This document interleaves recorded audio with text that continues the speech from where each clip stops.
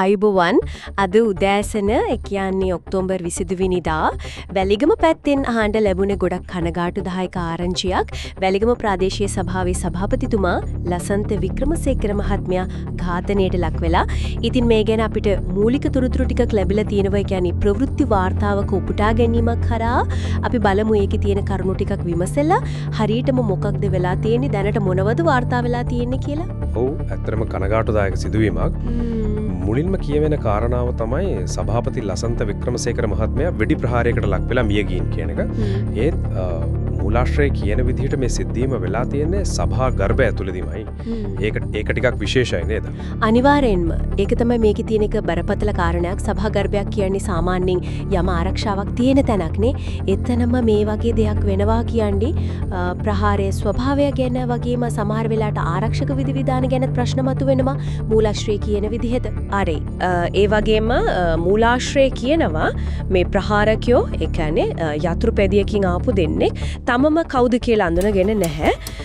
පිස්තෝල වර්ගයේ ගිනියාවියක්ලු පාවිච්චි කරලා තියෙන්නේ. ඔව් පිස්තෝලයක්. ප්‍රහාරයෙන් පස්සේ යාලා පැනලා ගින් කියලාත් කියනවා. ඔව් ඒක තමයි ඒ ක්‍රමය යතුරුපැදියකින් එන වෙඩි තියනවා ඉක්මනට යනවා. මේක මේ විස්තර ටික එකට ගත්තම යම් සලස්මක් තියෙන ඉතින් කියලා හිතනවා නේද? ඒ කියන්නේ අහම්බෙන් වගේ වුණ දෙයක් නෙවෙයි ටිකක් සංවිධානාත්මකයි ලගේ පැනන්නේ.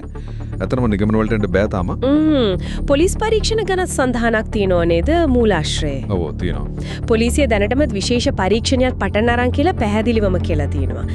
ඒ එක්කම මේ සිද්ධිය දැන් රටේම ලොකු අවධානයක් දිනාගෙන තියෙන කාරණයක් වෙලා මූලාශ්‍රයේ තව දෙයක් කියනවා මේක පිටිපස්සේ දේශපාලන කාරණා තියෙනවද කියලා කතාබහක් මතුවෙමින් තියෙනවා කියලා.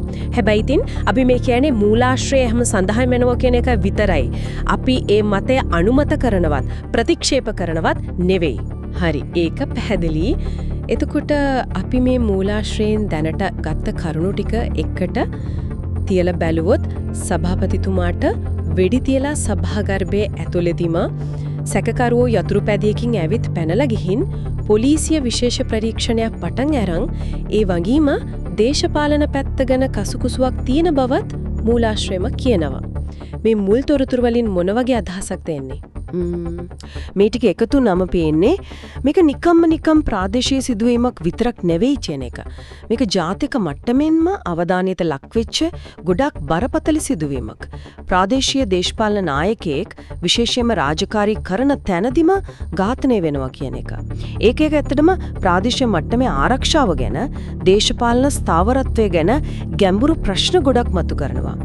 අර දේශපාලන කතිකාවතක් ගැන මූලාශ්‍රයේම තියෙන සඳහනත් ඒ බරපතලකම තවත් වැඩි කරනවා වගේ.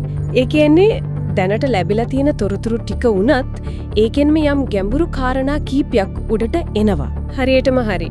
අන්න ඒ නිසා තමයි පොලිස් පරීක්ෂණ තීරණාත්මක වෙන්නේ. දැන් තියෙන මේ සීමිත තොරතුරු ටිකයි පටන් ගන්න තියෙන පරීක්ෂණයයි එක්ක බැලුවම මේකේ ඇත්තම චේතනාව මොකද්ද? කවුද මේකට වග කියන්න ඕනේ?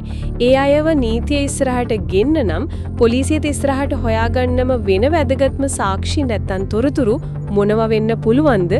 ඒ ගැන හිතන එක වැදගත් නේද? ඉස්සරහට මොකද වෙන්නේ කියලා තේරුම් ගන්න.